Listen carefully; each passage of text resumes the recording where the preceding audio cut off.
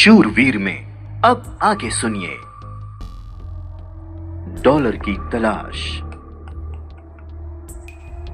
सुनहरी कुल्हाड़ी को जमीन में दबाकर वीर देवाश्रम लौटा ही था कि देवाश्रम के गेट पर उसे व्योम और उसके बाकी साथी पहरा देते नजर आ गए थे।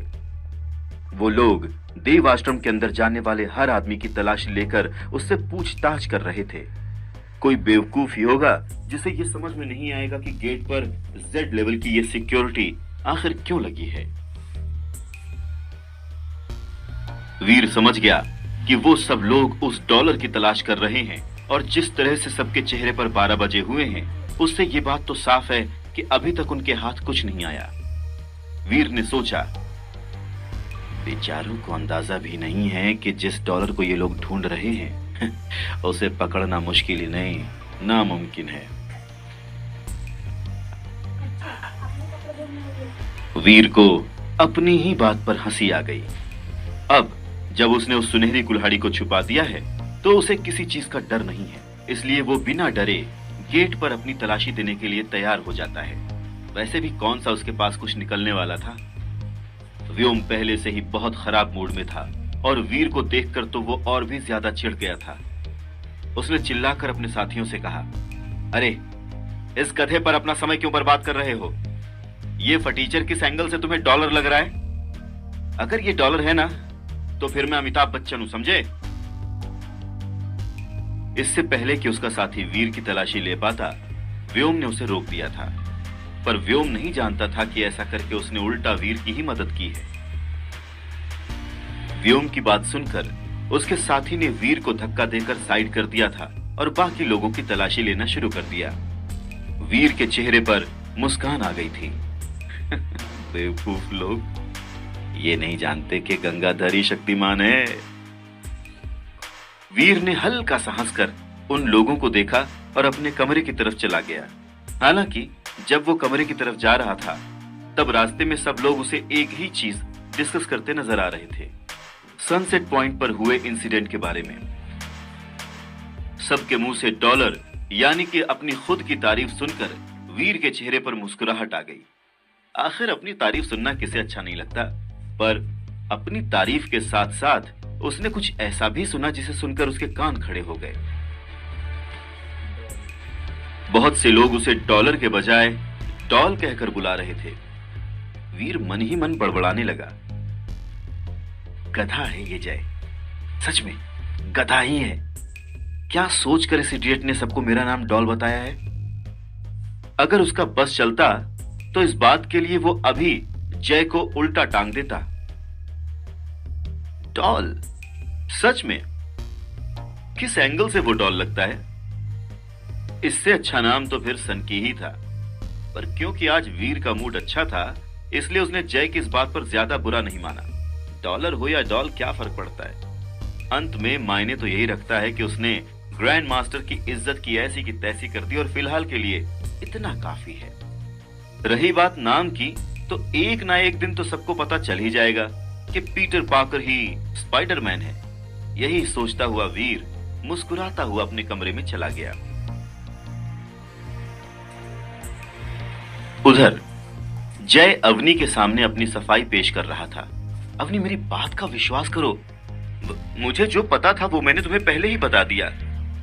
इससे ज्यादा मैं और कुछ नहीं जानता। मैं तुमसे झूठ क्यों बोलूंगा भाई? आखिर मैं तुमसे झूठ क्यों बोलूंगा? आफ्टर ऑल मुझे अपनी जान बहुत प्यारी है। मैं सच में डॉलर को नहीं जानता। मतलब मैं उसे जानता हूं पर वैसे नहीं जानता जैसा तुम्हें लगता है कि मैं जानता हूं।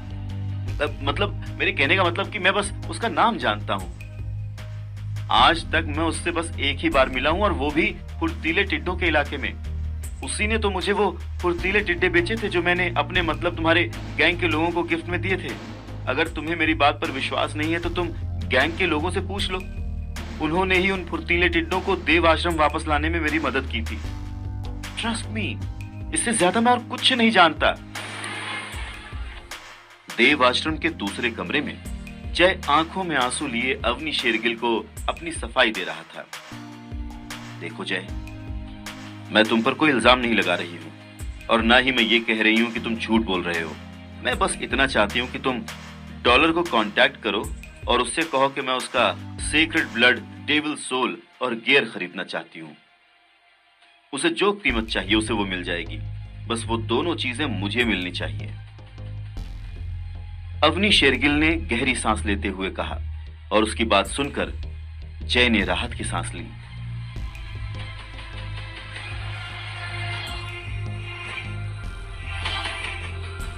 अवनी को उसकी बात पर भरोसा है, बस यही काफी है, वरना वो खुद भी नहीं जानता था कि अवनी उसके साथ क्या करती। लेकिन अब जिस सिचुएशन में अवनी ने उसे डाल दिया है वो भी किसी सजा से तो कम नहीं है। पर जय ने अवनी को समझाने की कोशिश की, पर मुझे सच में नहीं पता कि वो कहां है। इतने बड़े ग्रह में एक इंसान को ढूंढना ठीक वैसा ही है जैसे कि घास के ढेर में सुई को ढूंढना, और जय का ऐसा कोई इरादा नहीं था। तो जाकर ढूंढो उसे। मुझे नहीं पता कि तुम ये कैसे करोगे, पर मुझे वो दोनों चीजें हर हाल में चाहिए जय। और हाँ, किसी को भी इस बारे में भनक तक नहीं लगनी चाहिए, समझे? अपने गैंग के लोगों को भी नहीं बताना है तुम्हें। सीक्रेटली उस डॉलर को ढूंढना है, समझ गए? और अगर ऐसा करने में तुम कामयाब हो जाते हो तो मैं तुम्हें बहुत बड़ा इनाम दूंगी। अब यहां खड़े खड़े मेरा और अपना समय बर्बाद मत करो, चलो फूट लो यहां से। अवनी ने दरवाजे की तरफ इशारा करते हुए जय को ऑर्डर दिया। बेचारे जय को तो आगे कुछ कहने का मौका भी नहीं मिला। वैसे भी अर्थ हो या टाइटन, लड़कियों के सामने किसकी चली है जो जय की चलेगी। बस यही सोचकर वो गहरी सांस लेता हुआ चुपचाप वहां से चला गया। जय के जाते ही अवनी सोच में पड़ गई थी। आखिर ये डॉलर कौन हो सकता है? कहीं भीम की गैंग से तो कोई नहीं, या कहीं ऐसा तो नहीं है कि ये सारा खेल ग्रैंड मास्टर ने खुद रचा हो ताकि उसे इनाम न बांटना पड़े। अगर वाकई में वो किसी गैंग का हिस्सा नहीं है और अकेला ही काम करता है तो क्या वो मेरी गैंग में आने के लिए तैयार होगा? अगर वो मेरी गैंग में आ गया तो फिर पूरी देव आश्रम में हमारी गैंग जैसा और कोई नहीं होगा। पर पता नहीं वो आएगा भी या नहीं। पर अगर वो मेरी गैंग में शामिल ना भी हो, बस मुझे वो सीक्रेट ब्लड डेविल सोल और गियर बेच दे, मेरे लिए उतना ही काफी है। पर इस समय वो होगा कहां पर?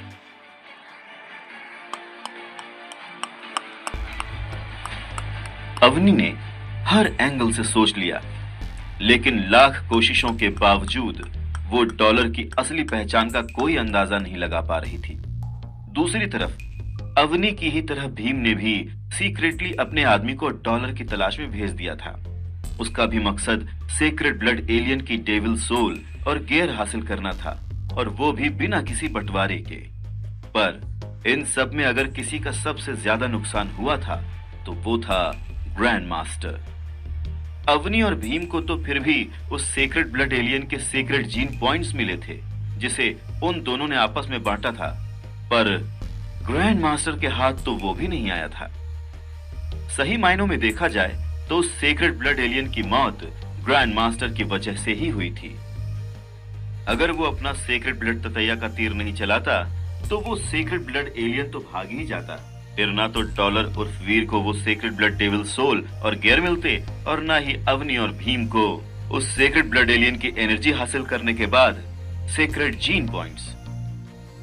और ग्रैंड मास्टर, हाथ तो उसके वैसे ही कुछ नहीं आया, उल्टा उसके पास जो था उसने वो भी खो दिया। सीक्रेट ब्लड एलियन ने उसकी सवारी बर्बाद कर दी, और उस एलियन को मारने के चक्कर में ग्रैंड मास्टर ने अपना सीक्रेट ब्लड ततैया का तीर हमेशा के लिए खो दिया। तो अगर ये पूछा जाए कि इन सब में सबसे ज्यादा दुखी किसे होना चाहिए, तो इसका जवाब देना मुश्किल नहीं होगा। फिलहाल इन सब बातों को पीछे छोड़कर पूरा देवाश्रम अपने अपने तरीके से डॉलर को ढूंढने में लगा हुआ था, पर उनमें से कोई भी डॉलर को देवाश्रम के सनकी से नहीं कनेक्ट कर पाया था, ना ही उसे, पर उनमें से कोई भी डॉलर को पहचान नहीं पाया था। और उन्हें तो इस बात की भनक भी नहीं थी कि जिसे वो सनकी कहते हैं दरअसल वही डॉलर है।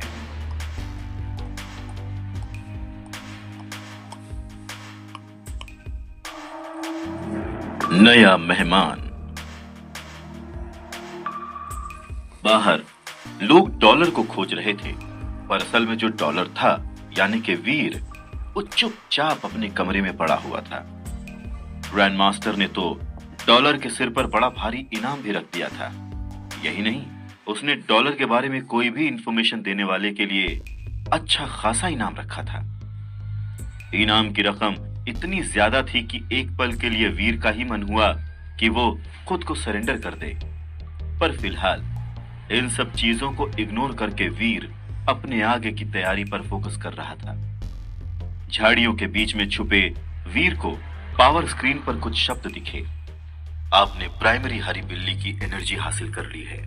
आपको एक प्राइमरी जीन पॉइंट हासिल होता है। वीर पावर स्क्रीन पर यह शब्द देखकर मुस्कुराने लगा। अब तक उसके पास 91 आम gene points, 26 primary gene points, 0 mutant gene points और 8 सीक्रेट जीन पॉइंट्स जमा हो चुके थे। उधर तांबे के दांत वाला गैंडा अभी भी धीरे धीरे डेवलप हो रहा था। इसलिए फिलहाल के लिए वीर कुछ प्राइमरी एलियंस को मारकर प्राइमरी जीन पॉइंट्स हासिल करने में लगा हुआ था। जिस तरह से पूरा देवाश्रम डॉलर को ढूंढने में लगा हुआ था, ऐसे में वीर देव आश्रम के आसपास के एलियंस का शिकार नहीं कर सकता था। उसे डर था कि कहीं उसके सुनहरे कवच की वजह से ग्रैंड मास्टर को उसके बारे में पता न चल जाए। इसलिए वीर इस समय प्राइमरी एलियंस की तलाश में पहाड़ों की गहराई में आया था। किस्मत की बात थी कि टाइटन ग्रह इतना बड़ा था कि वहां पर अभी भी ऐसी कई जगहें थीं जहां इंसानों ने अभी तक कदम नहीं रखे थे। इसलिए वीर के लिए डॉलर बनकर ग्रैंड मास्टर की नजरों से बचना आसान हो गया था। कम से कम ग्रैंड मास्टर और पूरा देव आश्रम डॉलर को यहां तो नहीं ढूंढेगा। इस सेटिस्फैक्शन के साथ वीर इस समय घनी झाड़ियों के बीच में बैठा हुआ अपने सामने बने गहरे तालाब को देख रहा था। तभी कुछ दूरी से उसे एक आदमी की आवाज आई और वो तुरंत ही सतर्क हो गया। कहीं ग्रैंड मास्टर या देवाश्रम के किसी इंसान ने उसे ढूंढ तो नहीं लिया। वीर के दिमाग में बस यही सवाल घूम रहा था। हालांकि कुछ सेकंड्स में उसे अपने सवाल का जवाब भी मिल गया, जब उसे फटे पुराने कपड़े पहना हुआ एक आदमी तालाब की तरफ जाता हुआ दिखाई दिया। वो देखने में बहुत थका हुआ लग रहा था और उसका पूरा शरीर हर तरफ से कट्स और घाव से भरा हुआ था। वीर ने झाड़ियों से बाहर आकर दूर से ही चिल्लाते हुए उसे सावधान किया। दोस्त, वहां तालाब के अंदर लोहे के दांत वाले मगरमच्छ हैं, थोड़ा संभल कर। उस आदमी को वार्निंग देने के पीछे वीर का कोई गलत इरादा नहीं था। वो आदमी वाकई में बहुत थका हुआ और जख्मी लग रहा था। ऐसे में अगर वो ये जाने बिना कि उस तालाब में खतरनाक लोहे के दांत वाले मगरमच्छ रहते हैं, वो उस तालाब से पानी पी लेता तो शायद वो उस मगरमच्छ का शिकार बन जाता। इसीलिए वीर ने उस आदमी को पहले से ही इस बारे में वार्निंग देना जरूरी समझा। पर इसके साथ साथ वीर का खुद का भी एक सेल्फिश मोटिव भी था। वीर इतनी देर से झाड़ियों में बैठा लोहे के दांत वाले मगरमच्छों का इंतजार कर रहा था, इसलिए वो नहीं चाहता था कि जख्मी आदमी की वजह से तालाब के मगरमच्छ सतर्क हो जाएं। फिर तो उसका यहां आना और इतनी देर तक इंतजार करना दोनों ही बेकार हो जाता। इसलिए उसने समय रहते उस जख्मी आदमी को वार्निंग देना सही समझा। यह कौन सी जगह है और ग्लोरी आश्रम का रास्ता किस तरफ से है? उस जख्मी आदमी ने वीर को देखते हुए कहीं का पता पूछा। कहीं ना कहीं इस वीरान जगह पर किसी इंसान के मिलने से उसे खुशी भी महसूस हो रही थी। उस आदमी की बात सुनकर वीर कंफ्यूज हो गया। ग्लोरी आश्रम? ये जगह तो देव आश्रम के नॉर्थ साइड पर मौजूद पहाड़ी इलाका है। ये जगह देव आश्रम के नॉर्थ साइड पर मौजूद पहाड़ी इलाका है, और जिस जगह की तुम बात कर रहे हो अब उसका मुझे कोई आइडिया नहीं है, बल्कि मैं तो ये नाम भी पहली बार ही सुन रहा हूं। डॉक्टर खुराना ने तो केवल मुझे देव आश्रम के बारे में ही बताया था, तो फिर ये ग्लोरी आश्रम कहां से आया? क्या हमारी ऑर्गेनाइजेशन के अलावा कोई और भी ऑर्गेनाइजेशन है जो कि सीक्रेटली लोगों को यहाँ टाइटन ग्रह पर भेज रही है? और क्या डॉक्टर खुराना इस बात को जानते हैं? जितना वो जख्मी आदमी कंफ्यूज था, उससे कहीं ज्यादा इस समय वीर कंफ्यूज था। वीर ने पिछले 4-5 महीनों में पहली बार देव आश्रम के अलावा किसी और बेस का नाम सुना था। मैं चलते चलते इतना दूर आ गया कि किसी दूसरे बेस की टेरिटरी में पहुंच गया। वो जख्मी आदमी कंफ्यूज होकर खुद में बड़बड़ाने लगा था। कुछ देर बाद उस जख्मी आदमी ने वीर से कहा, मुझे अपने बेस में ले चलो। पर जिस टोन में वो वीर से बात कर रहा था, वो टोन वीर को अच्छी नहीं लगी। उस आदमी की टोन में ऐसा लग रहा था जैसे वो वीर से रिक्वेस्ट नहीं बल्कि उसे ऑर्डर दे रहा हो। सुनो, तुम यहां से साउथ की तरफ जाओ। अगर तुम थोड़ा तेज चले तो शाम होने से पहले देव आश्रम पहुंच जाओगे। मुझे अभी शिकार करना है, इसलिए मैं तुम्हारे साथ नहीं आ सकता।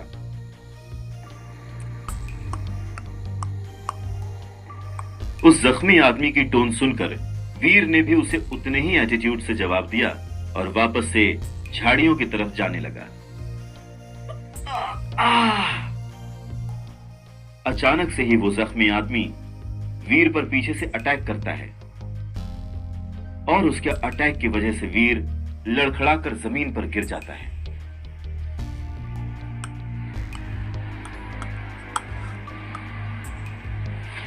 वीर तुरंत ही अपने माथे की चोट पर हाथ रखकर उस पर पट्टी बांधने लगता है और उस जख्मी आदमी को घूर कर देखता है जिसने उसे धक्का दिया था और वहां पड़े पत्थर से उसके माथे पर चोट लग गई थी। वीर चिल्लाया, अरे पागल हो गया है क्या? हा? क्या कर रहे हो तुम? अंश गुजराल को ना सुनने की आदत नहीं है। अब चुपचाप मुझे अपने बेस लेकर चलो। वो जख्मी आदमी जिसका नाम अंश था, वीर को धमकाते हुए बोला। तू तो गया बेटा। वीर ने तुरंत ही अपने आधे चंद्रमा के शेप वाले भाले से अंश पर अटैक कर दिया।